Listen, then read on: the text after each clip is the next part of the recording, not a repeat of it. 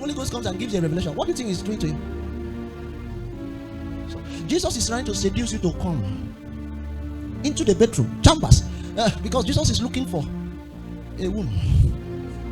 So he will come and seduce you with the revelation. What he will show you a throne, and he will show you your brothers and your father, your mother, baranda. He's seducing you to come. When you arrive, he didn't tell you that in the bedroom there are pits.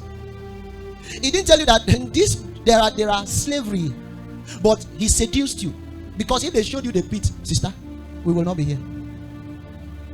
So that's the seduction of the Spirit.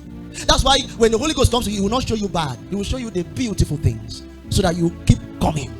But immediately you begin the journey, you find yourself in the pit, and you said, when I was an unbeliever, things were better. Now, am I sure I'm in the right road? Because things are getting worse. He didn't tell you that. He told you that you will preach before thousands. I've called you as an apostle to the nations of the world. Through your hands will the lame walk. And that's how you were walking. When you rose up from the revelation, you carried your jotter, wrote it, and in fact, you started telling people, you don't know who I am. I know who I am. But the next thing that will happen will be pit. Some people got excited with the revelation and never survived the pit, because they asked God, take me out of this pit. And because God did not intend to do you bad, he will help remove you from the pit. The only problem is that you will never arrive at the throne. Some people will manage to survive the pit, and when they get to Potiphar's house, they will say, I am tired, let me go back home. They say, don't worry, we have a truck that will stop you at the junction of Gennesaret. When you get there, enter your left, you arrive at Zebulun. Jerusalem is close by. But if you can survive the protocol, what will become your end? That's why God is most important. Pay attention to the end of the matter than the beginning.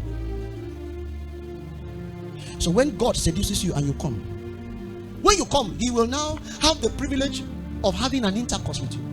It is on the premise of that intercourse that God can smuggle in his seed into your heart, and that seed will now seek an avenue for germination. Depending on the quality of seed that you carry, there's something called gestation period, and that gestation period differs depending on seeds.